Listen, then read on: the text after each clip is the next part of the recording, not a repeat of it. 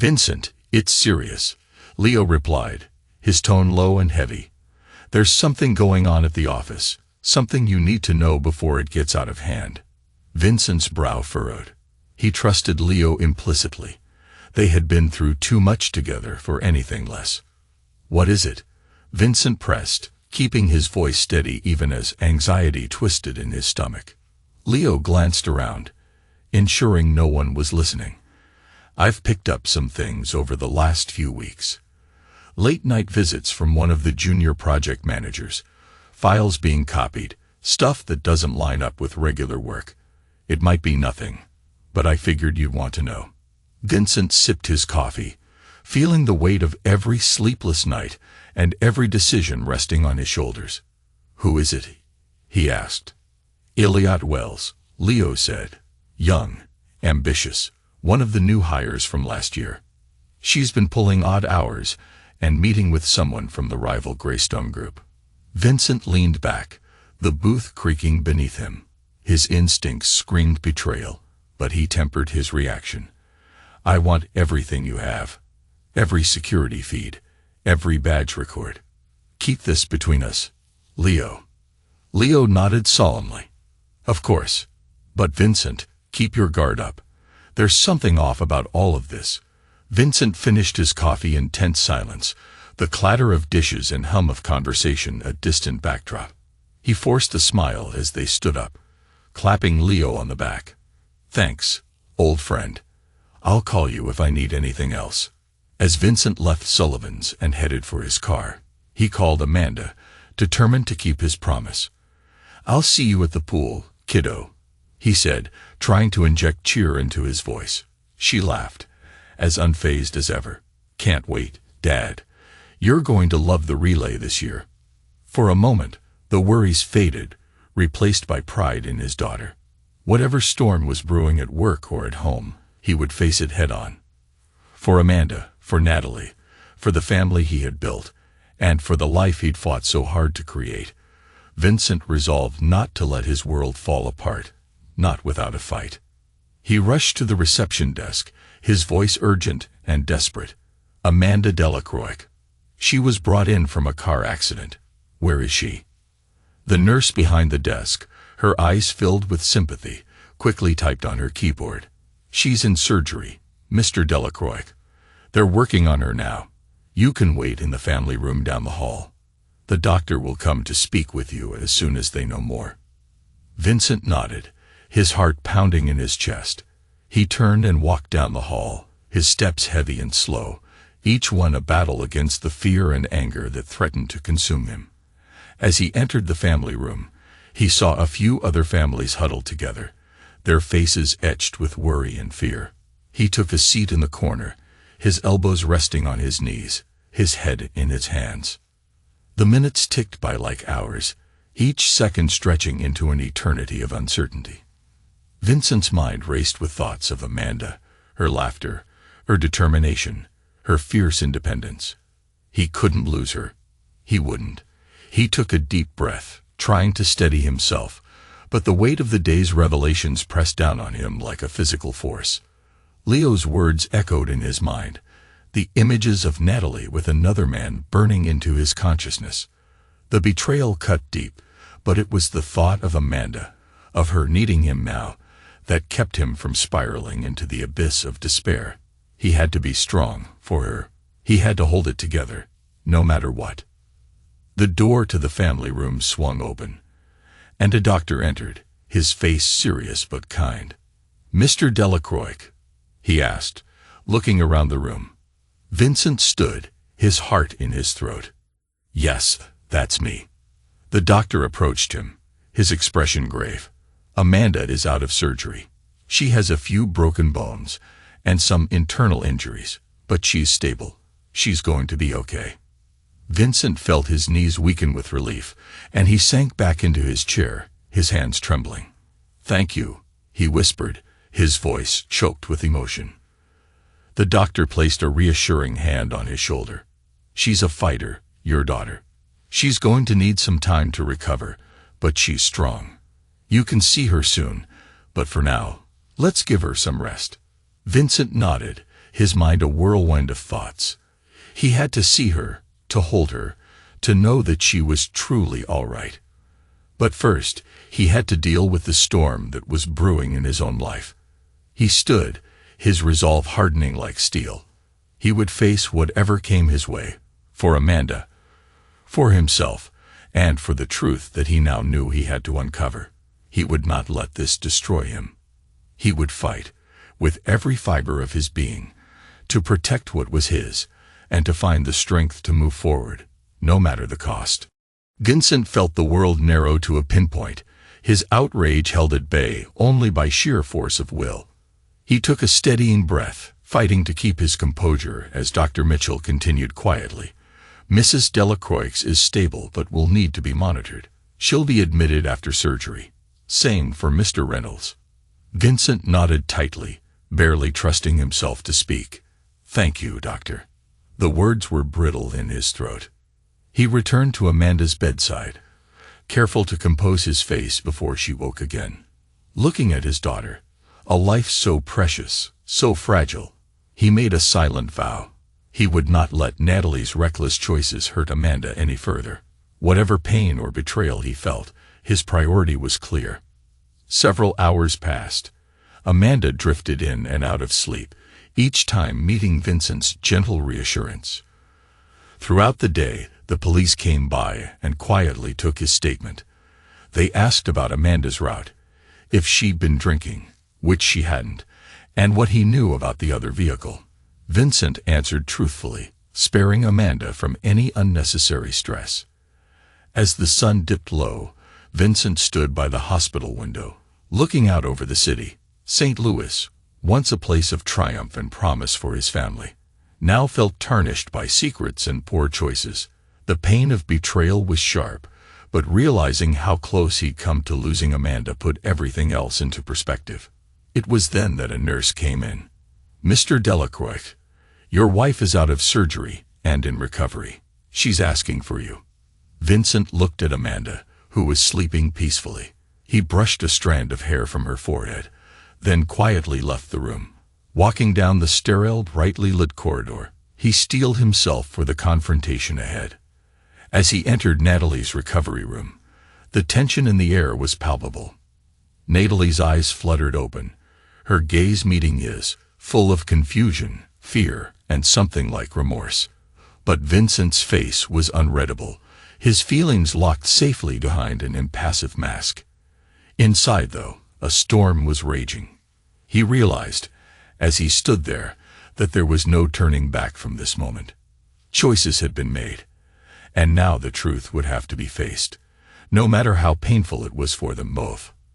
He leaned back in his chair, the pieces falling into place with a sickening clarity.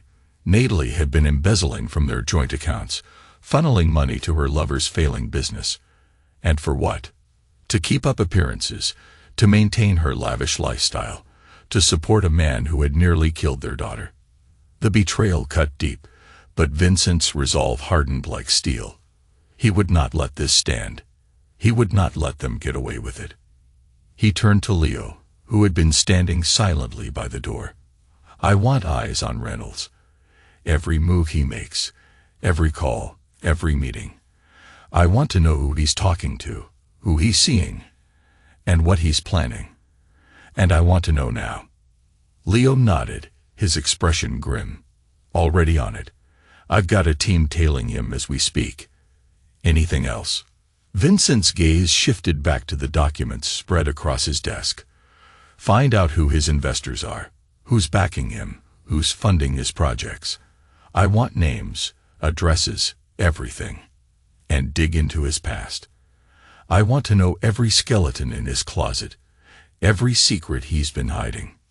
Leo jotted down notes, his pen scratching quickly across the paper. Consider it done. What about Natalie? Vincent's voice was cold, unyielding. Keep her under surveillance too. I want to know when she's released, where she goes, who she sees, and make sure she doesn't get near Amanda. Not until I say so. Leo's brow furrowed, but he nodded. Understood. Anything else? Vincent stood, his chair rolling back with a sharp scrape. Yes, I want to know everything about this Riverside project. Every detail, every contract, every piece of paperwork. I want to know who's involved, who's benefiting, and who's getting paid off. And I want to know how to bring it all crashing down. Leo's eyes widened slightly, but he didn't hesitate. I'll get on it right away.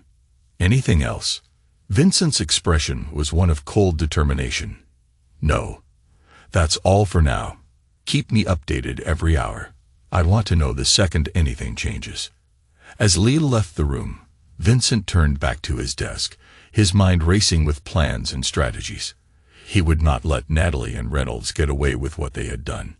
He would not let them hurt his family again.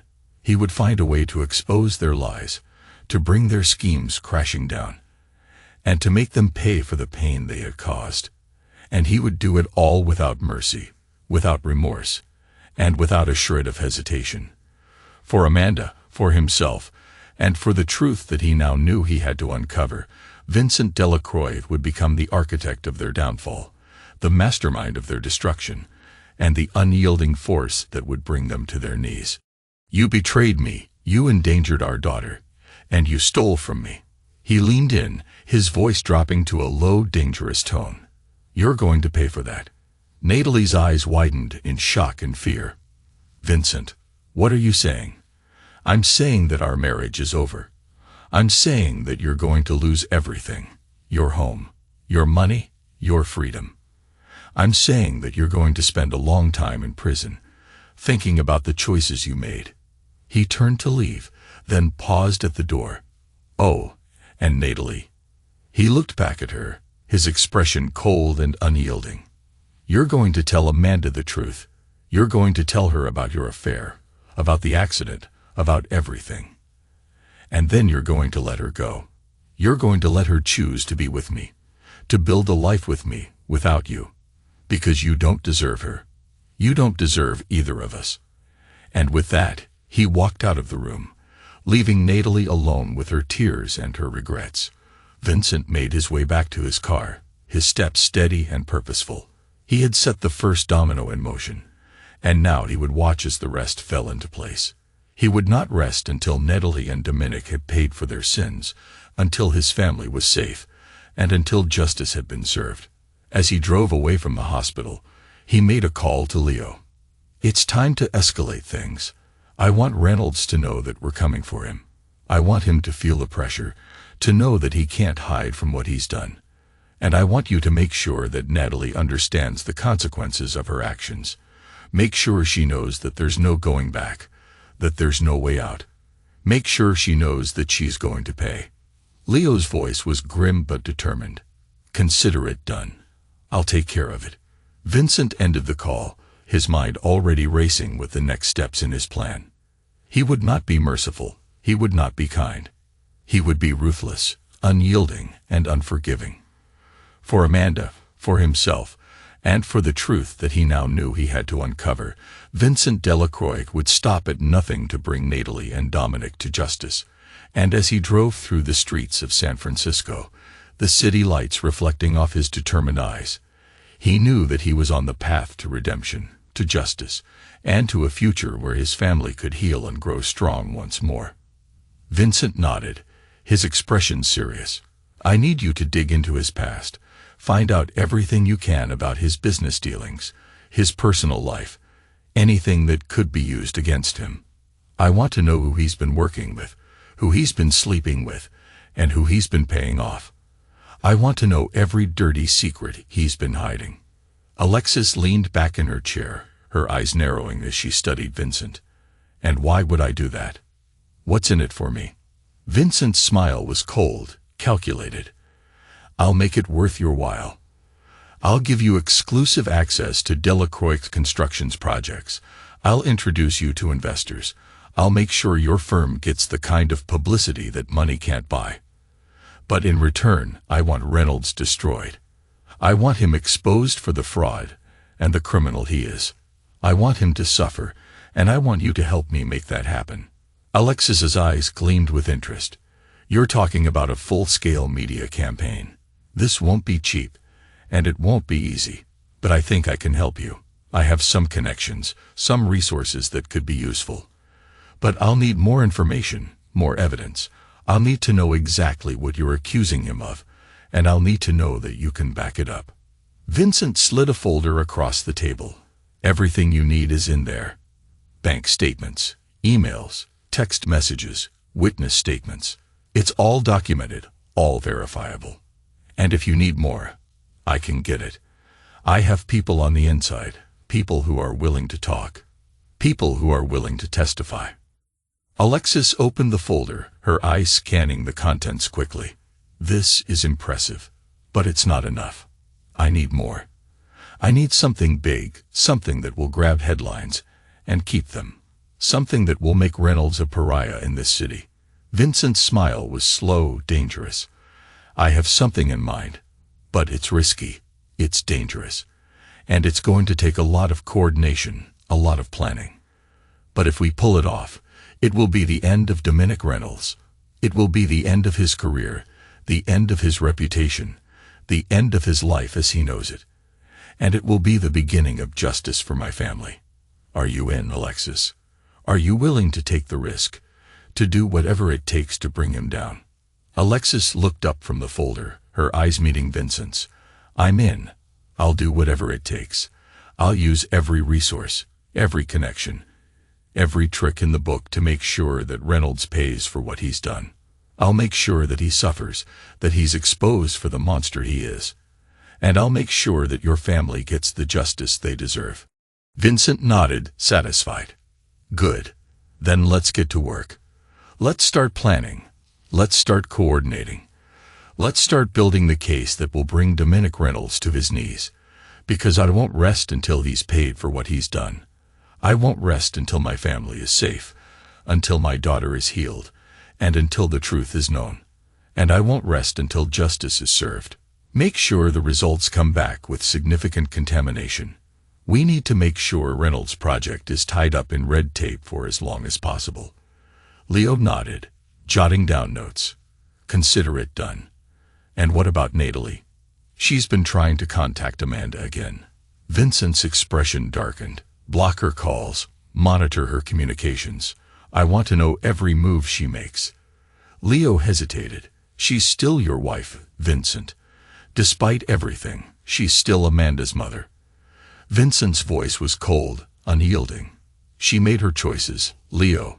She chose to betray our family, to endanger our daughter. Now she has to live with the consequences." Leo nodded, understanding the finality in Vincent's tone. "I'll handle it."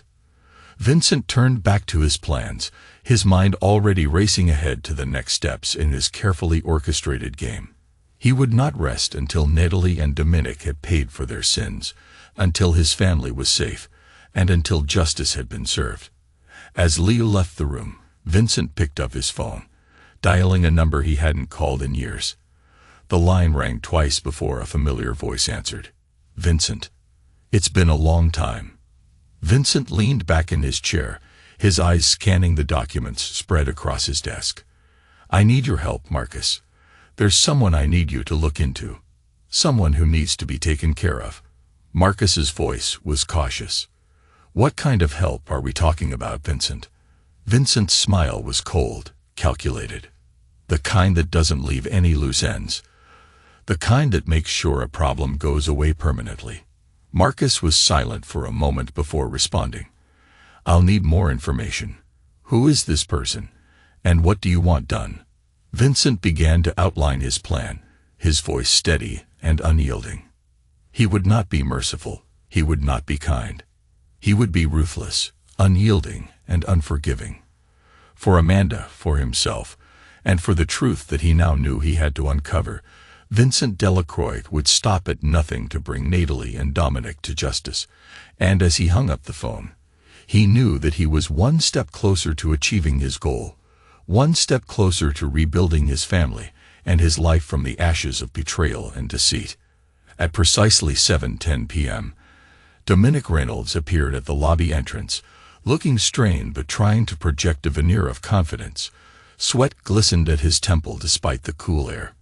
Reynolds spotted Vincent and approached with a forced casualness, glancing around as if memorizing faces. Vincent gave nothing away, simply gesturing to the empty seat across from him. They said you wanted to talk. You've got 5 minutes. Dominic hesitated, then sat, his fingers drumming nervously on the polished tabletop. I appreciate you agreeing to meet. I know you have every reason to hate me. I want to make things right, or at least, make things easier for both of us. Vincent's eyes narrowed slightly. Go on. Dominic leaned in, lowering his voice. Look, I know I've made mistakes. Natalie and I. It got out of hand. But I swear, I never meant for Amanda to get hurt. I didn't even realize until after the accident. You ran, Vincent cut in, his tone icy. You left her there. Don't pretend you care. Dominic swallowed, visibly shaken, but pressed on. Either way, I'm here because things have gotten complicated. I have people after me, investors, others. I'm being squeezed. I need a way out. Vincent's face betrayed nothing. And what does that have to do with me? Dominic's eyes flicked around the lobby. I've got information. On the city permits, the investors, the payments, even some things about Natalie you don't know. If I go down, a lot of others go down with me. But if you help me, money, legal protection, I'll give you everything. Evidence, testimony, you name it. Silence settled heavily over the table for a moment. Vincent sipped his whiskey, regarding Dominic with practiced indifference. You think you're in a position to bargain? Dominic leaned forward desperately. I wouldn't be here if I had options. But you can hurt me, or you can help me win my freedom, and bring down everyone behind this. Your choice. You're bluffing. Vincent's smile widened, cold and calculating. Am I? Then why did Natalie suddenly decide to cooperate with my investigators? Why did she hand over every document, every email, every text message detailing your little operation? Why did she agree to testify against you in exchange for immunity? Dominic's eyes widened in shock. She wouldn't. She can't. She's in this as deep as I am. Vincent's laughter was harsh, bitter. She's in this because of you. Because you convinced her to betray her family, to risk everything for your ambition. But now she's realized the mistake she made. And she's willing to do whatever it takes to protect herself and her daughter. Dominic's hands clenched into fists, his knuckles white. You're lying. You're trying to scare me. Vincent's expression darkened. I don't need to scare you, Dominic. You should be terrified. Because I'm not bluffing. I have everything I need to destroy you. Every piece of evidence, every witness, every shred of proof. And I'm going to use it. He leaned down, his voice dropping to a low, dangerous growl. You're finished, Dominic. Your project, your reputation, your freedom. It's all over. And there's nothing you can do to stop it. Vincent turned to leave, then paused, looking back over his shoulder. Oh, and Dominic, he said, his voice cold and unyielding. If you ever try to contact Natalie or Amanda again, if you ever come near them, I will make sure you regret it. I will make sure you suffer. And I will make sure you never see the light of day again. With that, he walked away, leaving Dominic alone at the table, his face a mask of shock and fear. Vincent made his way back to his car, his mind already racing with the next steps in his plan. He had set the stage, had laid the groundwork for Dominic's downfall.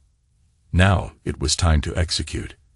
As he drove through the streets of San Francisco, the city lights reflecting off his determined eyes, he knew that he was on the path to redemption, to justice, and to a future where his family could heal and grow strong once more. And as he pulled into his driveway, he saw Leo waiting for him, his expression grim. What is it? Vincent asked, his voice steady and calm. Leo handed him a folder. New developments. Natalie's been trying to contact Amanda again, and Reynolds has been making some desperate moves.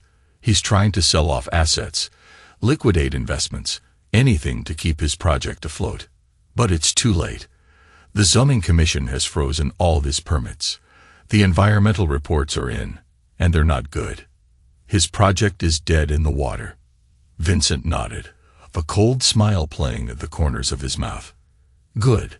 Then let's make sure he knows it. Let's make sure he understands that there's no way out, no escape from the consequences of his actions. Let's make sure he suffers. And with that, Vincent turned and walked into his house, ready to face whatever came next, ready to fight for his family, and ready to bring Dominic Reynolds to his knees. The Riverside Project was officially dead, and Reynolds' reputation was in tatters. Vincent watched the news coverage from his office, a sense of grim satisfaction washing over him. He had struck a devastating blow, and the fallout was only just beginning. His phone buzzed with a text from Leo. Natalie is at the house. She's demanding to see Amanda. Vincent's jaw tightened. Tell her to wait. I'll be there soon. As he made his way home, Vincent prepared himself for the confrontation ahead. He found Natalie pacing in the foyer, her face a mask of desperation and anger. Where is she? Natalie demanded, her voice shaking. Where's Amanda? Vincent's expression was cold, unyielding. She's upstairs, resting. She's been through a lot, Natalie. She doesn't need this right now. Natalie's eyes flashed with fury. You can't keep her from me. I'm her mother. Vincent's voice was low, dangerous. You gave up that right when you chose to betray our family. When you chose to endanger her life. You have no claim on her, Natalie. Not anymore. Natalie's face crumpled, tears spilling down her cheeks. Vincent, please. I made a mistake. I was weak. I was stupid. But I love her. I love you both. I can fix this. Vincent's laughter was harsh, bitter. You can't fix this, Natalie. You can't undo what you've done. You can't take back the pain you've caused.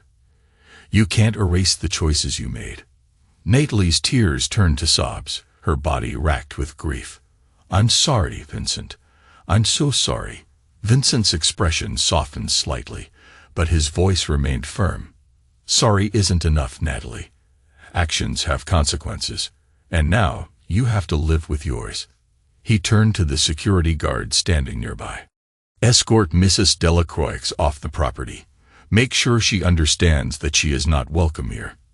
As Natalie was led away, screaming and crying, Vincent stood in the foyer, his heart heavy, but his resolve unshaken. He had done what was necessary, what was right. He had protected his family, had fought for their safety and their future, and he would continue to do so, no matter what challenges lay ahead. As he made his way upstairs to check on Amanda, he knew that the battle was far from over, but he was ready. Ready to face whatever came next, ready to fight for his family, and ready to bring those who had wronged them to justice. And as he entered Amanda's room, seeing her sleeping peacefully, he knew that he would do whatever it took to keep her safe, to keep her happy, and to give her the life she deserved. A life free from the shadows of her mother's betrayal. A life filled with love, with laughter, and with the promise of a brighter future. Move back, slowly. Vincent's mind raced, but he complied, stepping back into the foyer. His eyes flicked to Amanda, who looked more shocked than frightened. Lisa, however, was visibly terrified, her eyes wide with fear. Walsh closed the door behind them, his gun never wavering. You're making a big mistake, Vincent said, his voice calm and measured. You can't just walk in here and threaten my family. Reynolds sneered, his grip tightening on Amanda's arm. We're not here to threaten, Vincent. We're here to end this, once and for all. Vincent's expression remained calm, but his mind was working furiously. He needed to buy time, to find a way out of this situation. And how do you plan to do that? He asked, his voice steady. Walsh stepped forward, his gun still pointed at Vincent. By making sure you can't hurt us anymore. By making sure you can't destroy everything we've built. Vincent's eyes narrowed.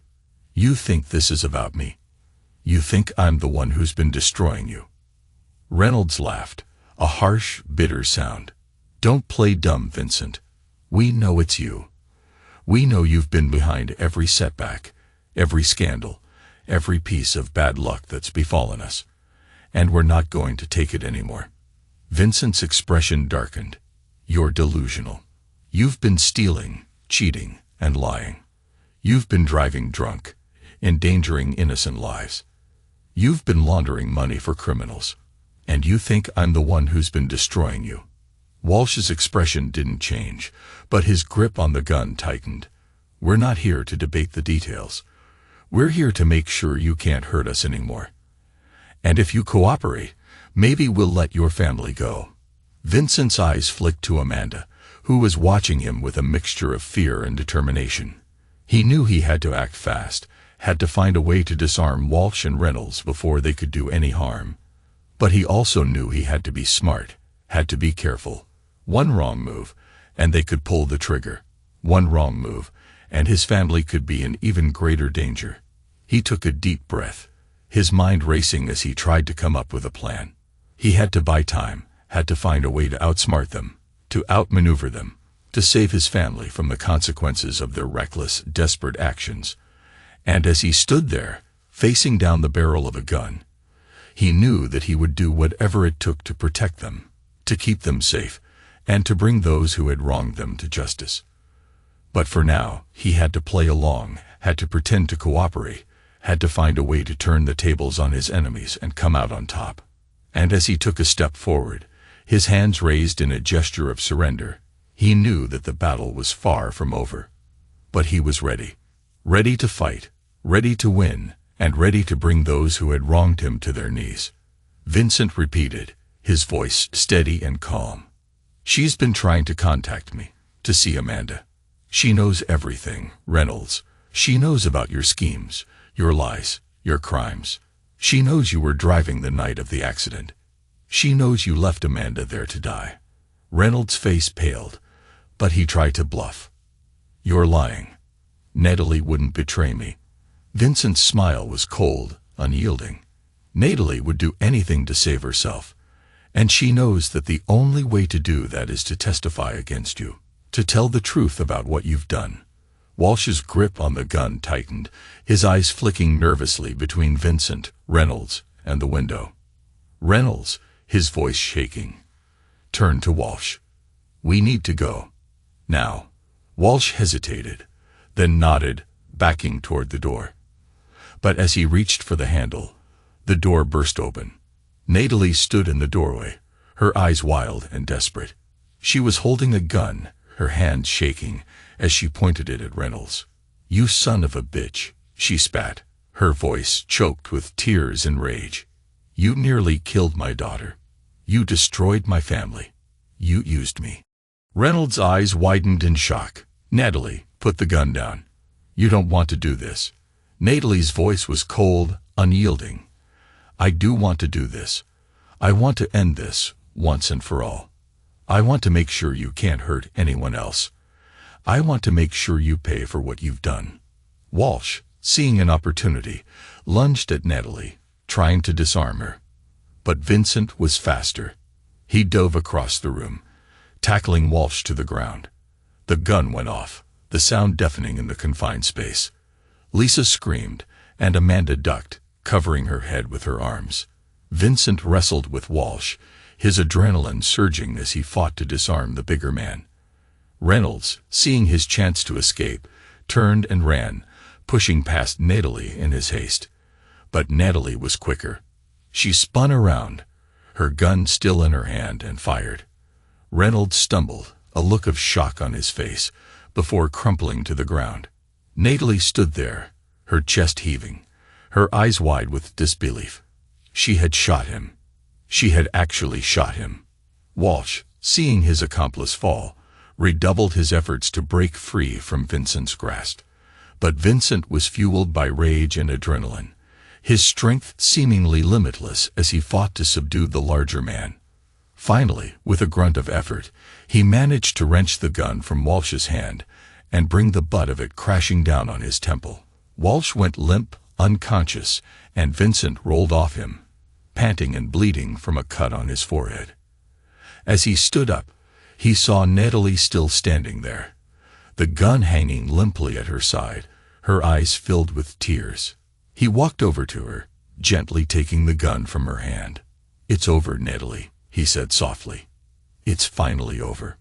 She looked up at him, her eyes filled with a mixture of relief, regret, and fear. "I had to do it, Vincent," she whispered. "I had to make sure he couldn't hurt anyone else. I had to make sure he paid for what he did to Amanda. To us." Vincent nodded, understanding in his eyes. "I know, Natalie. I know." He turned to Amanda, who was watching them with a mixture of shock and relief. "Are you okay, sweetheart?" he asked, his voice gentle. Amanda nodded, her eyes filling with tears. "I'm okay, Dad. I'm okay." Lisa, who had been huddled on the sofa, stood up shakily, her face pale. "I think I need a drink," she said, her voice trembling. Vincent nodded, turning to the security guard who had finally arrived, his head bleeding from the blow he had received earlier. "Call the police," he instructed. "Tell them we have 2 men down, and we need immediate assistance." As the guard spoke into his radio, Vincent turned back to Natalie, his expression softening. "You did the right thing, Natalie. You did what had to be done. And now, it's over. It's finally over." Natalie nodded, her eyes filled with tears. "I hope so, Vincent. I truly hope so." As the police arrived, Vincent stood there, his arm around Amanda, his eyes on Natalie. He had won, had finally brought those who had wronged him to justice. But at what cost? He looked down at Amanda, her face pale but determined, and he knew that he would do it all over again if he had to. He would do whatever it took to protect his family, to keep them safe, and to bring those who had wronged them to justice. And as the police led Natalie and Walsh away, he knew that the battle was finally over. But the war was far from won, for there were still those who sought to destroy him, to tear his family apart, and to bring him down. And he would be ready, ready to fight, ready to win, and ready to bring those who dared to challenge him to their knees.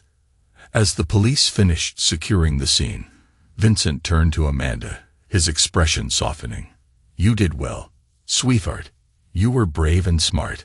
Amanda managed a small smile, but her eyes were filled with a mix of relief and lingering fear. "I just wanted to help, Dad. I didn't want them to hurt you or Aunt Lisa." Vincent pulled her into a tight embrace, feeling a surge of pride and gratitude. "You did exactly that. You were incredible." Lisa, still shaken, approached them, her eyes red from crying. "I can't believe this happened. I thought we were all going to die." Vincent put an arm around her, offering comfort. "It's over now, Lisa. You both did amazing. I'm so proud of you." The police detective in charge, a stern-faced woman named Martinez, approached Vincent. "Mr. Delacroix, we need to take your statements formally, and we'll need to process the scene a bit more. Can you and your family step outside for a moment?" Vincent nodded, leading Amanda and Lisa out onto the front porch. As they waited, Vincent's mind raced, trying to process the events of the evening. He had come so close to losing everything, to having his family torn apart by the very people he had sought to destroy. But they had fought back, had shown strength and courage in the face of danger, and they had won. As the police finished their work inside, Vincent turned to Amanda, his expression serious. "We need to talk, sweetheart, about everything that's happened, about your mother, about Reynolds, about everything." Amanda nodded, her eyes filled with a mixture of determination and sadness. "I know, Dad. I'm ready. I want to know the truth." Vincent took a deep breath, steeling himself for the conversation ahead. "All right then. Let's go inside. Let's talk." As they re-entered the house, Vincent led them to the living room, the scene of the earlier confrontation now cleared of police and evidence technicians. He sat down on the sofa, pulling Amanda and Lisa close. "There's a lot you both need to know.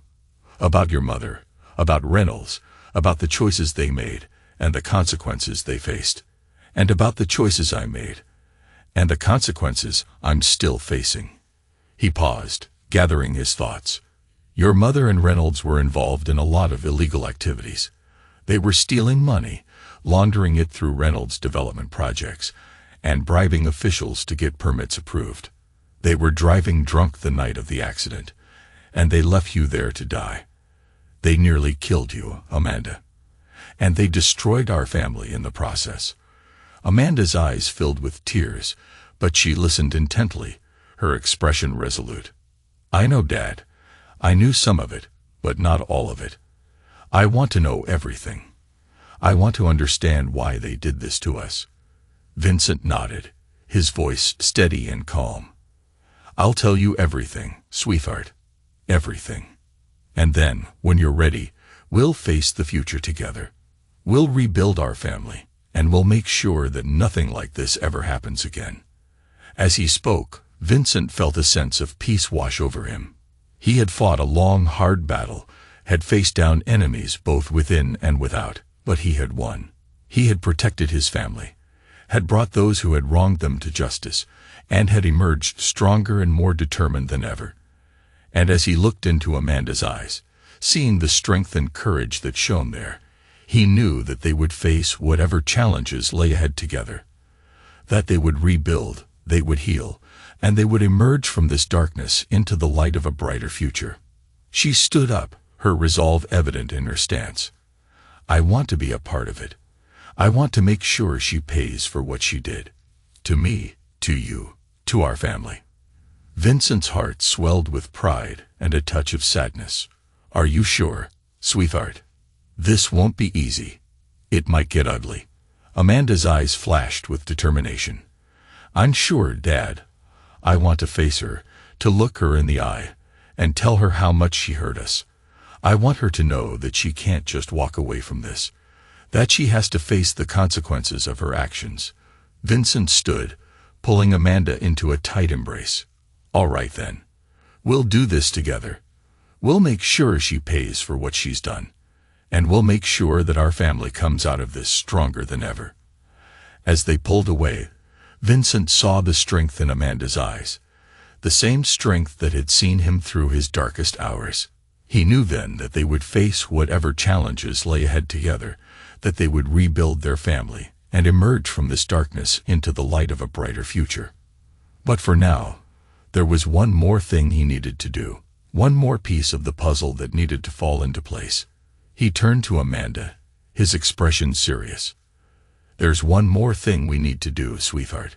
We need to find your mother. We need to make sure she faces justice for what she's done.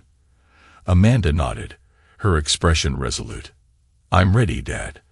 Let's find her. Let's make her pay.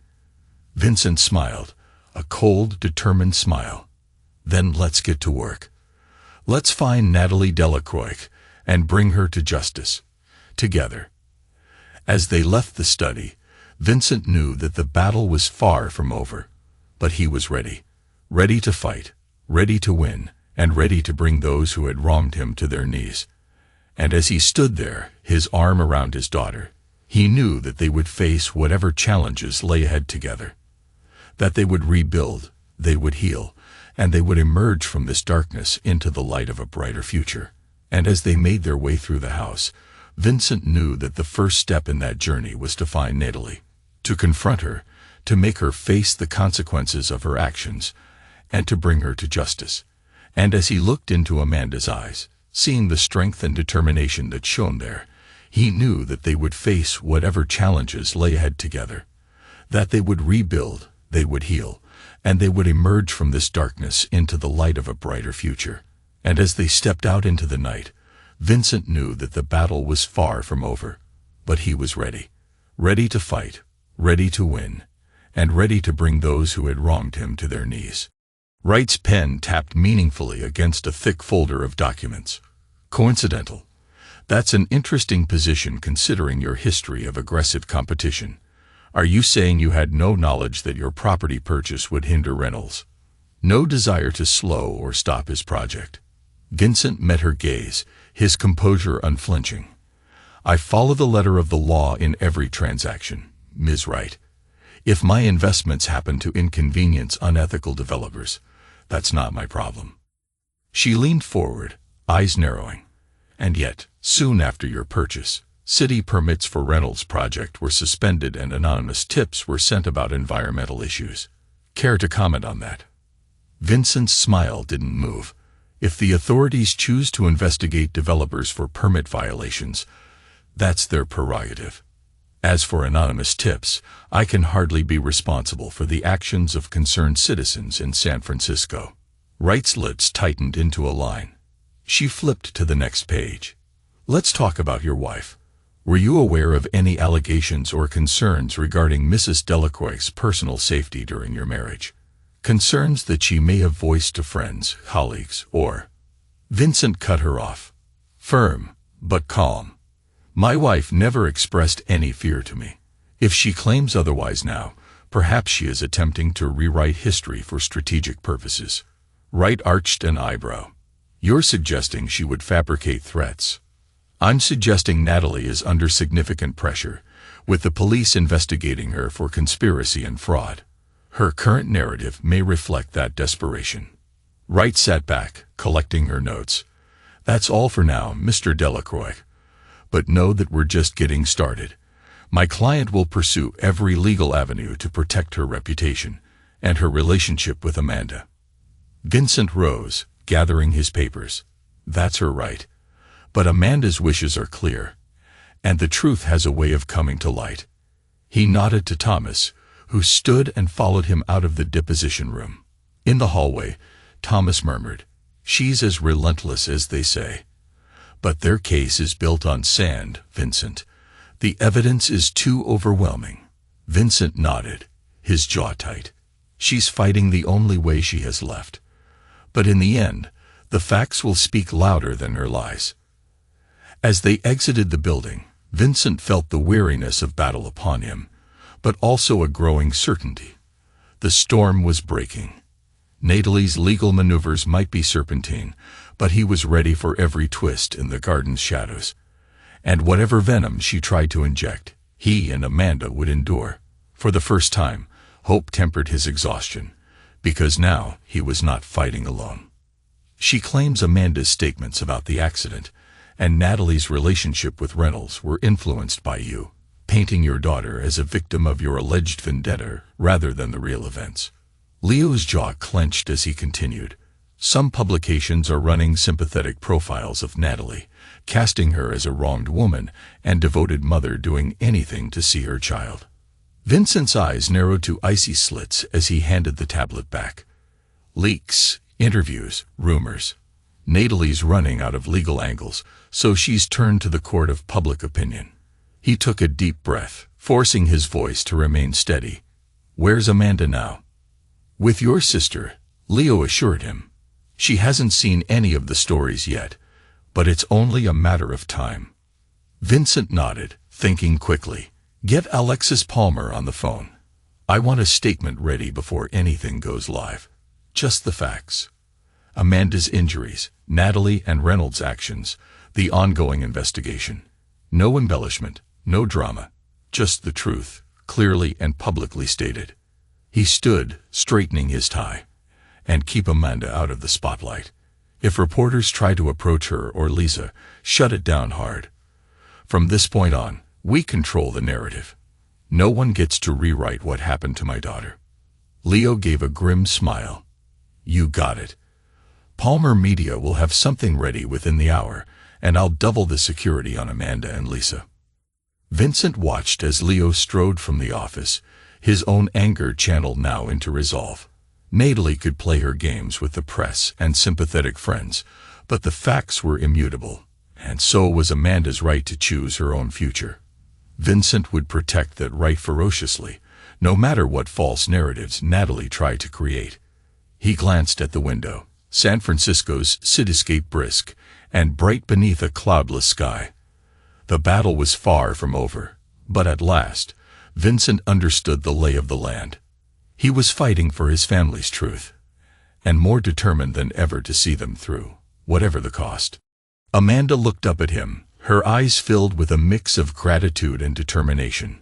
I want that. I need to do this on my terms, with you by my side. Vincent smiled softly, ruffling her hair. Then that's what we'll do. We'll face her together, and you'll say what you need to say. And after that, you'll know you've done everything you can to move forward. The next day, Vincent and Amanda arrived at St. Francis Memorial Hospital. The sterile corridors and antiseptic smell did little to ease the tension in Vincent's shoulders. He had insisted on a private room, away from prying eyes and ears. As they entered, Natalie lay in the bed, her face pale but her eyes alert. She looked up as they entered, her expression a mix of hope and fear. "Amanda," she whispered, reaching out a hand. Amanda hesitated, then stepped forward, stopping just out of reach. "Mom," she acknowledged, her voice steady. Natalie's eyes flicked to Vincent, then back to Amanda. "Thank you for coming. I know I don't deserve it." Vincent remained silent, his expression unreadable. This was Amanda's moment, her choice. Amanda took a deep breath, her voice steady and clear. "You're right, Mom. You don't deserve it. But I'm here because I need to say some things to you, face to face." Natalie's eyes filled with tears, but she nodded, encouraging Amanda to continue. "You hurt me, Mom. You hurt Dad. You hurt our family. You chose to betray us, to put your own desires above our safety and happiness. You chose to lie, to cheat, to steal. And you chose to walk away from us, to leave us to pick up the pieces of your reckless choices." Natalie's tears spilled over, but she made no move to interrupt. "I forgive you, Mom. I forgive you for the pain you caused, for the fear, for the betrayal. But I can't forget, and I can't trust you. Not anymore." Natalie's sobs filled the room, but Amanda stood firm, her voice unwavering. "I love you, Mom, but I choose to protect myself, to protect my heart, from the pain you've caused. I choose to move forward, to heal, to grow stronger. And I choose to do it without you." With that, Amanda turned and walked out of the room, leaving Natalie sobbing on the bed. Vincent followed, his heart swelling with pride. As they stepped out into the hallway, Amanda turned to him, her eyes filled with tears. "I did it, Dad. I said what I needed to say." Vincent pulled her into a tight embrace, his voice filled with emotion. "You did, sweetheart. You were incredible. And I'm so proud of you." As they made their way back through the hospital, Vincent knew that this was just the beginning. The battle for their family's future was far from over. But with Amanda by his side, he was ready to face whatever challenges lay ahead. Ready to fight, ready to win, and ready to bring those who had wronged them to justice. And as they stepped out into the sunlight, Vincent knew that they would face whatever challenges lay ahead together. That they would rebuild, they would heal, and they would emerge from this darkness into the light of a brighter future. Her eyes were red-rimmed, and her hands trembled slightly as she stood to greet them. "Amanda," she whispered, her voice barely audible. "Thank you for coming." Amanda hesitated, then stepped forward, stopping a few feet away from her mother. "Mom," she acknowledged, her voice steady.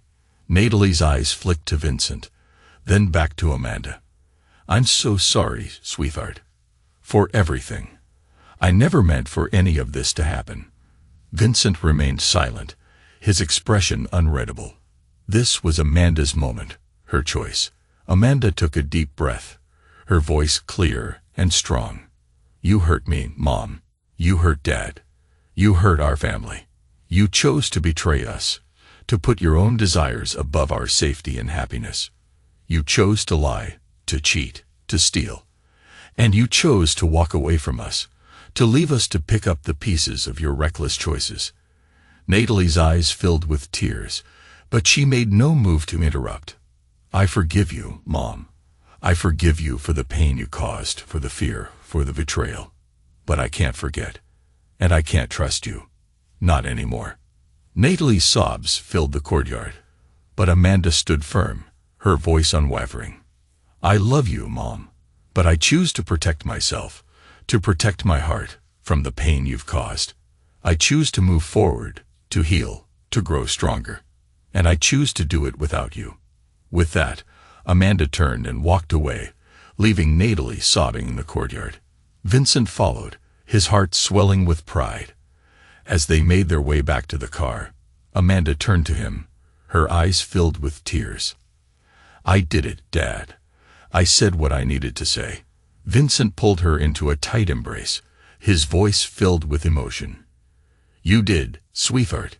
You were incredible, and I'm so proud of you." As they drove away from the wellness center, Vincent knew that this was just the beginning. The battle for their family's future was far from over. But with Amanda by his side, he was ready to face whatever challenges lay ahead. Ready to fight, ready to win, and ready to bring those who had wronged them to justice. And as they stepped out into the sunlight, Vincent knew that they would face whatever challenges lay ahead together. That they would rebuild, they would heal, and they would emerge from this darkness into the light of a brighter future. The next day, Vincent sat in his office, reviewing the latest reports from Russell. Natalie's stay at Lakeside Wellness Center was proving to be a public relations coup. Sympathetic articles and interviews were flooding the media, painting her as a victim of Vincent's controlling behavior and the tragic consequences of her affair. Meanwhile, Maxwell Brennan was using the opportunity to launch a smear campaign against Delacroix's construction, alleging unethical business practices and questionable project management. Vincent's phone rang. "Thomas Wells." "Vincent, we need to address these allegations publicly. The longer we let them fester, the more damage they'll do to your reputation and the company's." Vincent nodded, his expression grim. "I agree. Let's schedule a press conference for tomorrow. We'll address the allegations head-on, with evidence to back up our claims. And Thomas, make sure to invite Natalie and Brennan. Let's give them a chance to face the truth in public."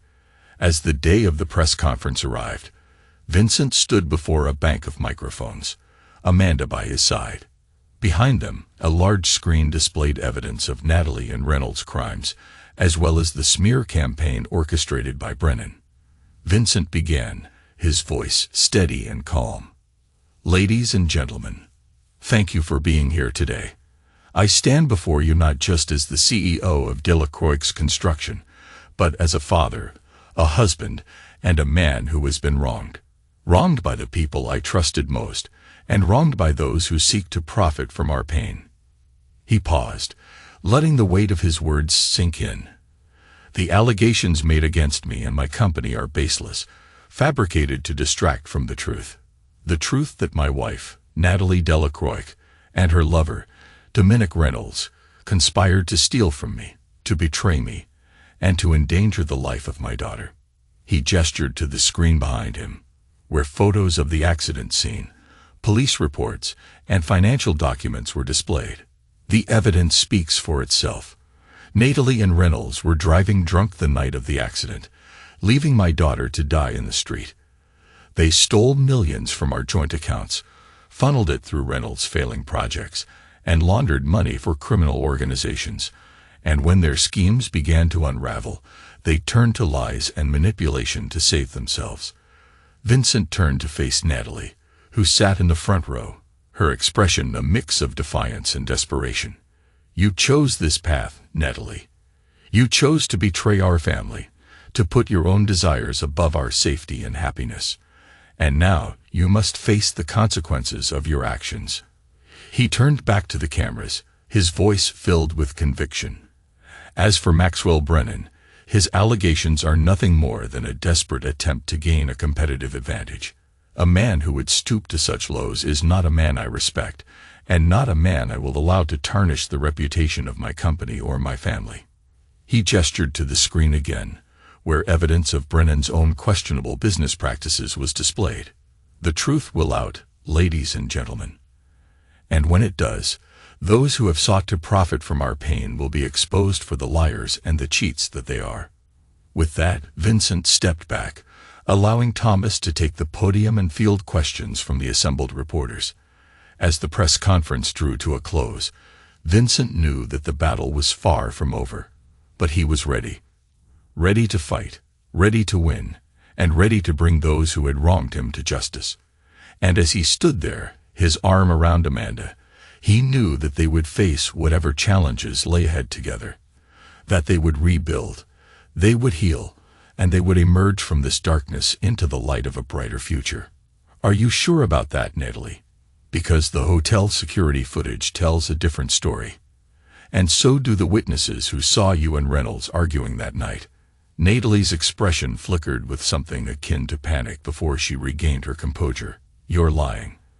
You're trying to twist everything to make me look bad. Vincent leaned forward, his voice low and dangerous.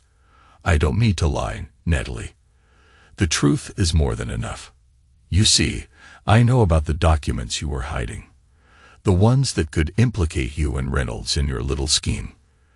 The ones that could prove your involvement in the accident, in the theft, in everything. Natalie's face paled, but she tried to bluff. I don't know what you're talking about. Vincent smiled coldly. Then perhaps you should ask your lover about it. Ask him why he sent Garrett Walsh to retrieve those documents. Ask him why he's been trying to frame me for crimes he committed. Natalie's eyes widened in shock, but she quickly recovered. You're delusional, Vincent. You're trying to turn my daughter against me, to turn the public against me. But I won't let you. I won't let you destroy me. Vincent's smile didn't reach his eyes. It's too late for that, Natalie. You destroyed yourself the moment you chose to betray our family. The moment you chose to put your own desires above our safety and happiness. The moment you chose to lie, to cheat, to steal. And now you have to face the consequences of your actions. Natalie's expression turned to one of pure hatred. You think you've won, Vincent. You think you've beaten me. But you're wrong. I won't go down without a fight. I won't let you take everything from me. Vincent stood, his expression unyielding. Then let the fight begin, Natalie, because I won't back down. I won't let you hurt my family anymore. I won't let you get away with what you've done. And I won't let you destroy what matters most to me. With that, Vincent turned and walked away, leaving Natalie alone in the courtyard. As he and Amanda made their way back to the car, Vincent knew that the battle was far from over. But he was ready. Ready to fight, ready to win, and ready to bring those who had wronged him to justice. And as he looked into Amanda's eyes, seeing the strength and determination that shone there, he knew that they would face whatever challenges lay ahead together. That they would rebuild, they would heal, and they would emerge from this darkness into the light of a brighter future. As they drove away from the wellness center, Vincent's phone rang. It was Russell, his voice urgent. Vincent, we got a problem. Maxwell Brennan just made a public statement accusing Delacroix's construction of bribery and corruption. He's got documents, Vincent. Documents that look like they came from our internal servers. Vincent's grip tightened on the steering wheel. Get Thomas on the line. We need to address this immediately. As he ended the call, Vincent knew that the storm was far from over. But he was ready. Ready to fight, ready to win, and ready to bring those who had wronged him to their knees. And as he looked into Amanda's eyes, seeing the strength and determination that shone there, he knew that they would face whatever challenges lay ahead together. That they would rebuild, they would heal, and they would emerge from this darkness into the light of a brighter future. Russell cleared his throat, glancing down at his notes. When we were surveilling Reynolds and Walsh, we used a burner phone to ping Walsh's location. He hesitated, meeting Vincent's gaze. The number was registered to one of your holding companies for privacy purposes. If Walsh ever called back or tried to trace those pings, it could be spun as evidence of contact. Vincent exhaled, the pieces fitting together with chilling precision. So their case is built on a technicality. They're deliberately twisting standard due diligence into proof of conspiracy. Thomas leaned in, his tone serious. We need to get ahead of this, Vincent. If they get a judge to even partially buy the narrative, it could muddy the waters, not just for the divorce, but for any criminal proceedings involving Natalie or Reynolds. Leo's jaw set grimly. Let me tighten up any loose ends on surveillance. We'll get affidavits from our team confirming you never personally contacted Walsh. He turned to Russell. Pull every timestamp, every file. Lock in every legitimate communication, and prepare to testify about your role if necessary. Vincent nodded. Good. I'll have Alexis Palmer's team start prepping a press response. This isn't the time for half measures. If Caroline Wright and Brennan want to escalate, we'll meet them head-on. But we stick to documented facts. The criminal records, financials, the real sequence of events. On the screen, Thomas managed a wry smile. They're making a lot of noise, but the evidence on your side is overwhelming. We just have to keep to the high ground.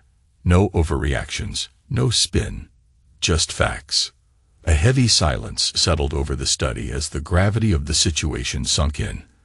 Finally, Vincent stood and looked around at his team. Let them come.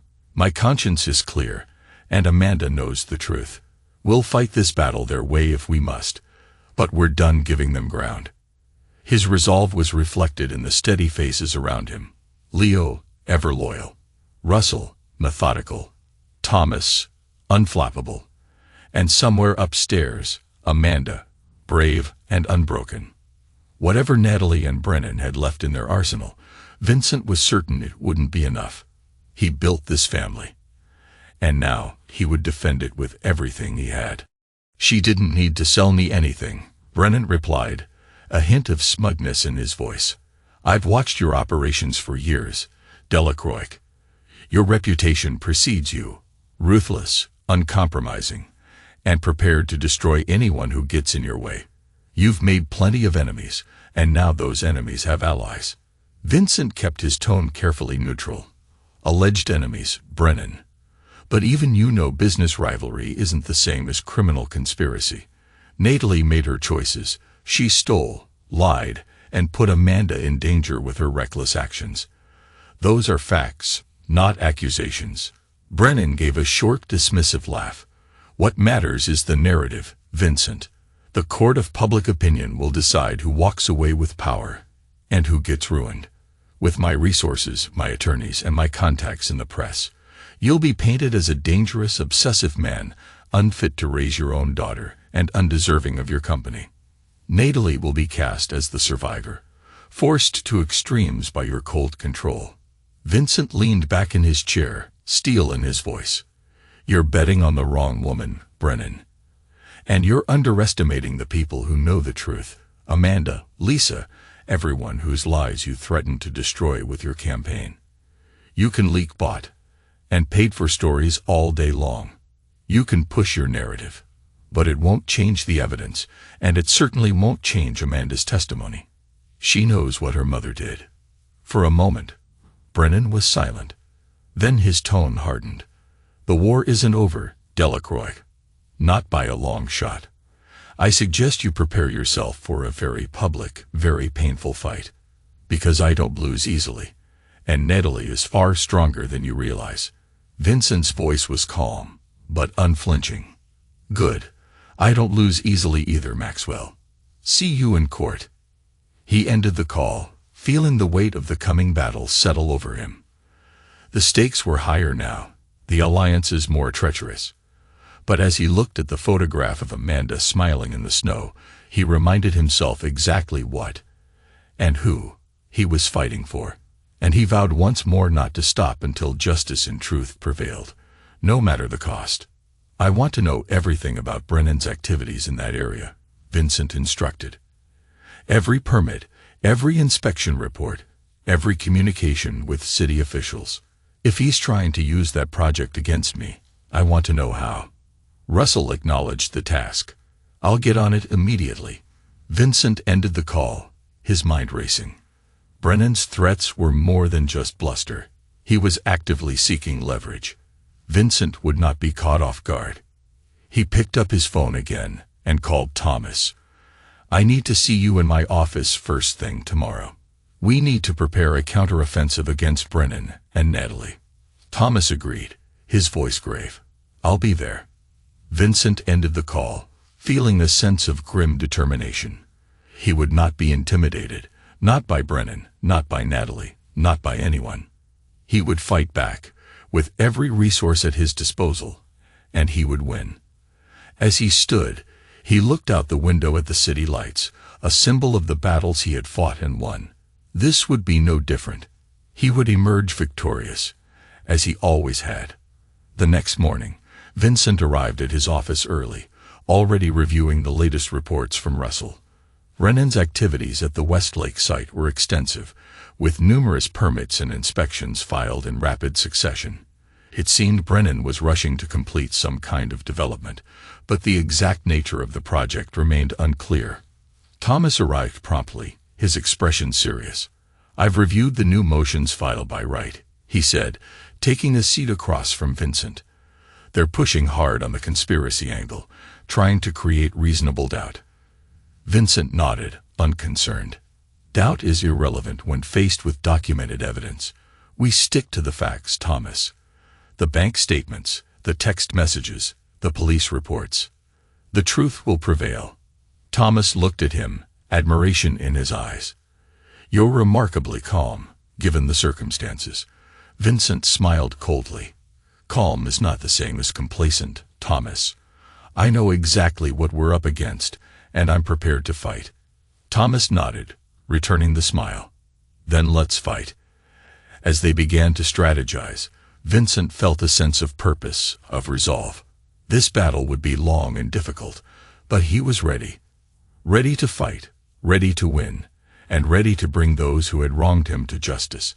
And as he looked into Thomas's eyes, seeing the same determination reflected there, he knew that they would face whatever challenges lay ahead together. That they would rebuild, they would heal, and they would emerge from this darkness into the light of a brighter future. As they worked, Vincent's phone buzzed with a text from Leo. "Amanda's safe. She's with Lisa at the house."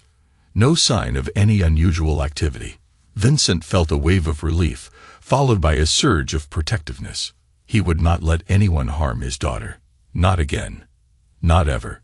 He turned back to Thomas, his expression unyielding. "Let's end this, Thomas. Let's bring them down." He looked up at the others, a rare glint of satisfaction in his eyes. "We sent Brennan a certified copy of the complete remediation process, Leo. Let him try to spin a technical masterpiece as a scandal. He's about to realize just how badly he's underestimated us." Thomas arched an eyebrow. "What about Natalie?" "She'll be watching Brennan's reaction. Once he learns he has nothing, her support will falter. Without leverage, her attorneys lose their negotiating position, in court and in the press." Vincent's voice sharpened. "But we proceed carefully. Palmer Media will issue the statement clarifying our environmental record and innovation, using the same independent data we just reviewed. Leo, prep Amanda and Lisa for any media inquiries of the house." Leo nodded. "Already drafting a backgrounder for Amanda. I'll have a security update for you tonight." Vincent scanned the brightening horizon through the conference room windows. The city felt different today, as if the tide was turning. The sense of anticipation was almost electric. Thomas looked at him, a slow smile breaking the tension. "It's rare you get to watch your enemies defeat themselves." Vincent allowed himself a thin, genuine smile. "It's rarer still. They thank you for the privilege." As the final preparations for their legal and media counterstrike came together, Vincent felt the cold satisfaction of knowing their enemies were outmaneuvered.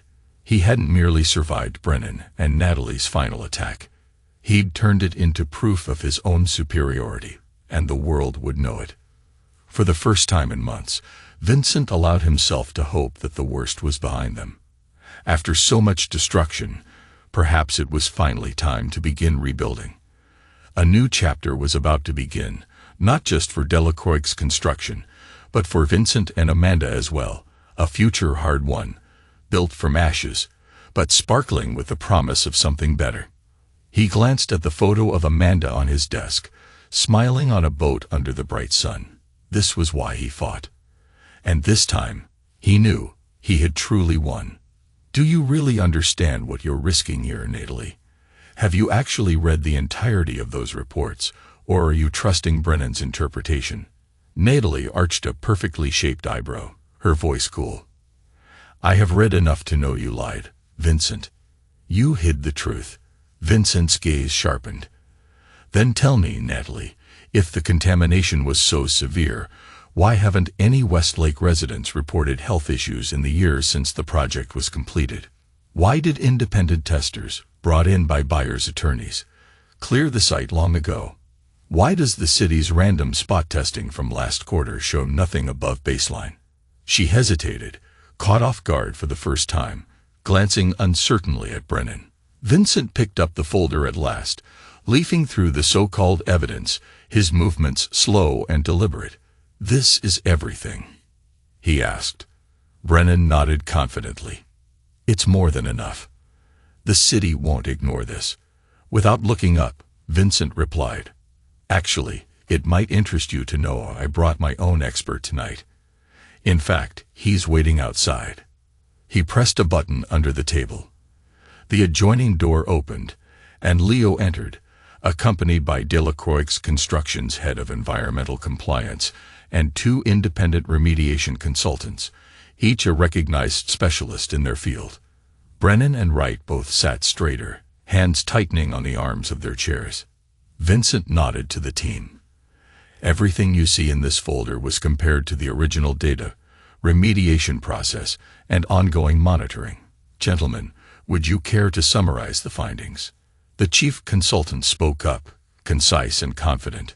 "All remediation exceeded regulatory standards, was independently verified, and has held clean for 5 years.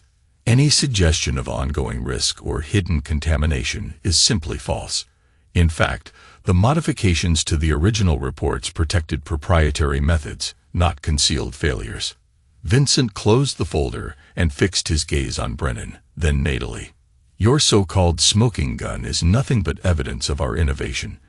If you send this to the EPA or the city, you'll only prove Delacroix Construction is setting new standards for environmental excellence, and that your claims are built on lies."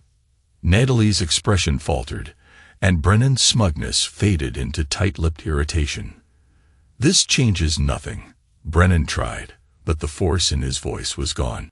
Vincent allowed himself a wintry smile. "On the contrary, this changes everything. The only question left, Maxwell, is how much public embarrassment you're willing to risk by pushing a proven falsehood when the facts are so clearly against you. And Natalie, if you truly care about Amanda and what happens next, this is the moment to reconsider your alliances." The silence that followed was thick with realization.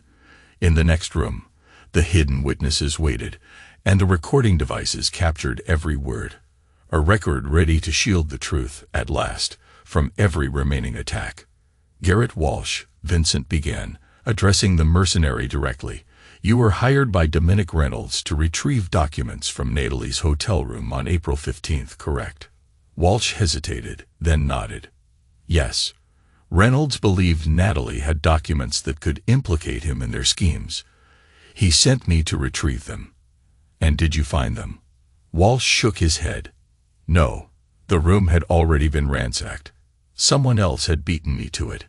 Vincent turned to Natalie, his expression unyielding. "Someone who knew exactly what they were looking for. Someone who wanted to frame me for a crime I didn't commit." Natalie's face paled, but she said nothing. Vincent turned back to Walsh. "And after you failed to retrieve the documents, what did you do?" Walsh looked at Brennan, then back to Vincent. "I reported back to Reynolds." He was furious. He accused Natalie of double-crossing him, of trying to sell the documents to the highest bidder. He ordered me to make sure she couldn't do that. To make sure she couldn't talk. Vincent's voice was low, dangerous. "And how did you plan to accomplish that?" Walsh's eyes flicked to Natalie, then back to Vincent. "I was going to kill her. But I never got the chance." Vincent nodded, his expression cold. "Because you were interrupted by a certain home invasion." Walsh nodded. "Yes. By you." Vincent's smile was chilling. "No, Garrett. By fate." He turned to Brennan.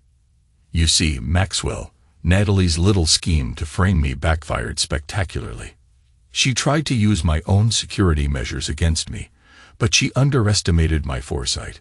She underestimated my daughter, and she underestimated me." Brennan's expression was a mix of anger and frustration. "This is ridiculous. You can't prove any of this. Vincent's smile widened. Actually, I can. And I will. He nodded to Leo, who stepped forward, holding a tablet displaying a series of text messages. These were sent from Natalie's phone to Reynolds on the night of April 15th. They discussed the documents, the break-in, and your plan to silence her. They also mention a certain business associate who would be interested in purchasing the documents. An associate with deep pockets and a grudge against Delacroix's construction. Brennan's face darkened, but he said nothing. Vincent turned to Natalie, his voice soft, but unyielding. You played a dangerous game, Natalie. And you lost. He turned back to Brennan. And as for you, Maxwell, I suggest you reconsider your alliances. Because the next time we meet, it will be in court. And I will destroy you. With that, Vincent stood, buttoning his suit jacket. Leo, please escort our guests out. As they departed, Vincent felt a sense of satisfaction, of justice served. The battle was over, the war won. And as he stood there, alone in the dining room, he knew that he had emerged victorious, that he had protected his family, had brought those who had wronged them to justice, and had ensured that the truth would prevail. And as he made his way out of the hotel, he knew that the future was bright, that the darkness had passed, and that a new chapter was about to begin. Vincent turned to Brennan, his voice cold and unyielding. You see, Maxwell, I've known about your involvement for some time. I've known about your attempts to undermine my company, to steal my secrets, to destroy my family. And I've been waiting for the right moment to expose you, to bring you down.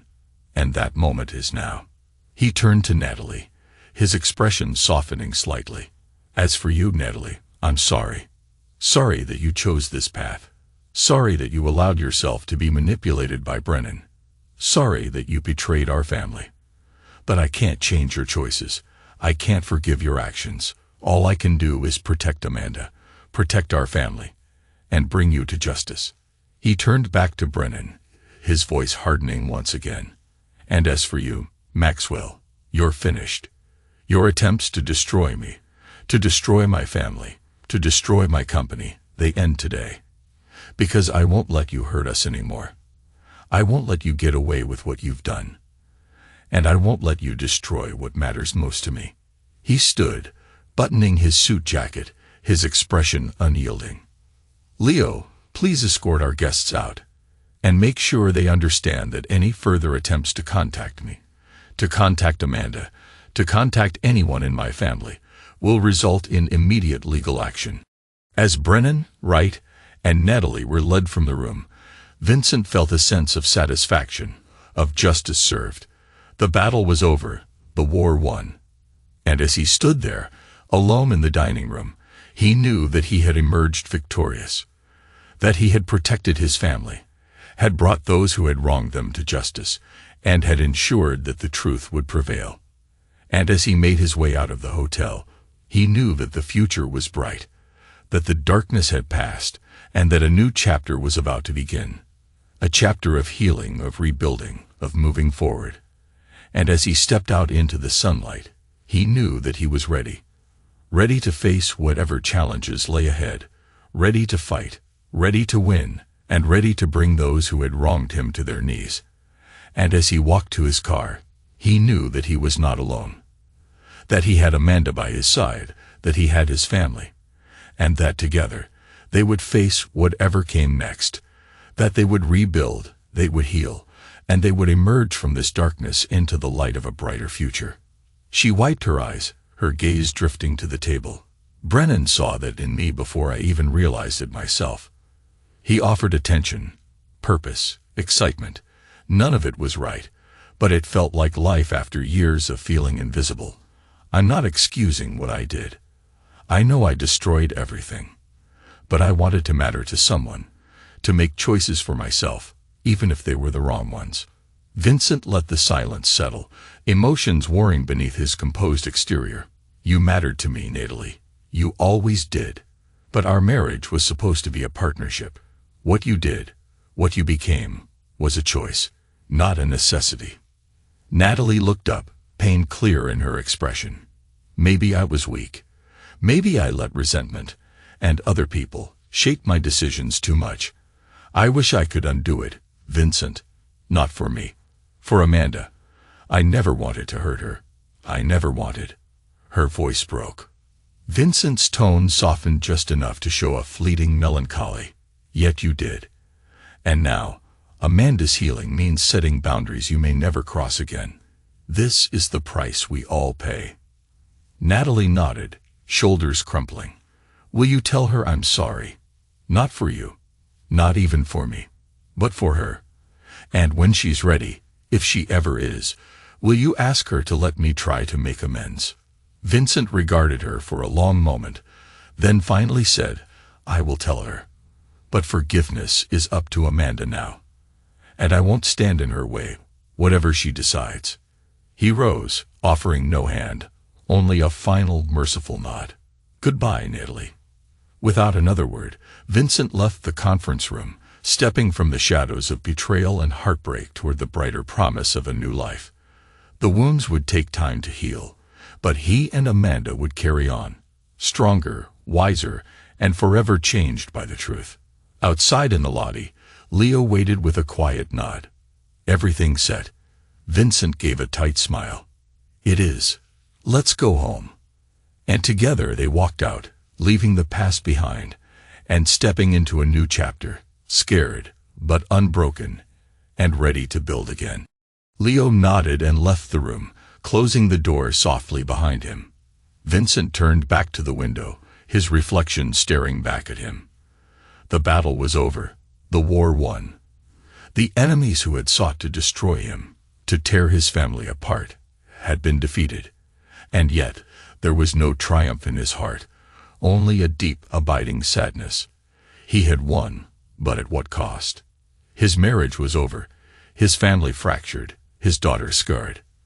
The price of victory had been high, perhaps too high, but he had done what was necessary, what was right. He had protected his family, had brought those who had wronged them to justice, and had ensured that the truth would prevail.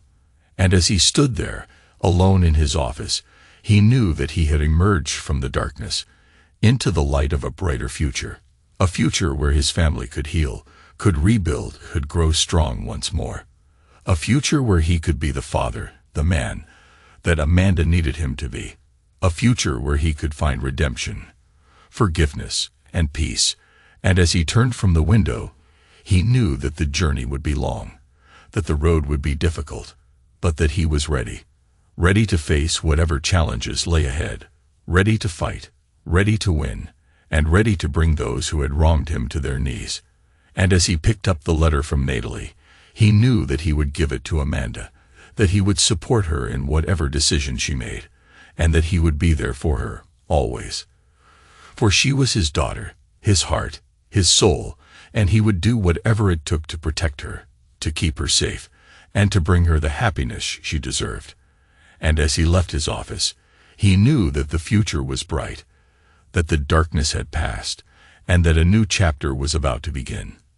A chapter of healing, of rebuilding, of moving forward.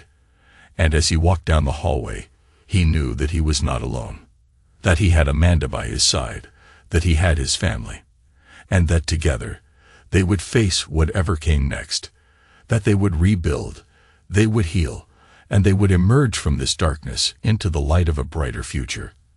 And as he stepped out into the sunlight, he knew that he was ready, ready to face whatever challenges lay ahead, ready to fight, ready to win, and ready to bring those who had wronged him to their knees. And as he walked to his car, he knew that he was ready to begin again. This is where our story comes to an end. Vincent Delacroix stood in his office, the city lights reflecting off his determined eyes. The battle was over, the war won. His enemies had been defeated, their schemes unraveled, and justice served.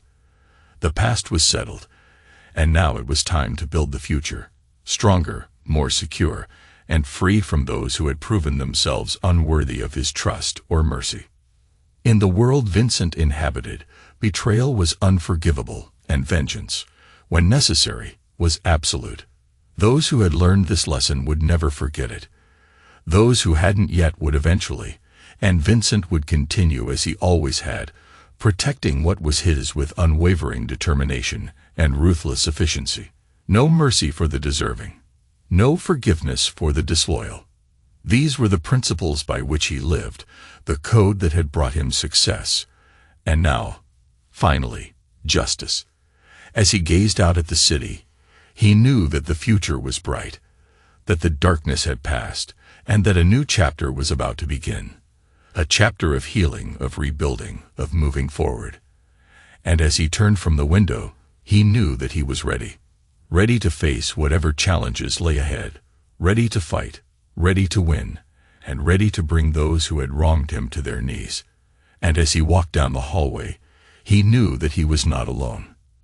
That he had Amanda by his side, that he had his family, and that together they would face whatever came next. That they would rebuild, they would heal, and they would emerge from this darkness into the light of a brighter future.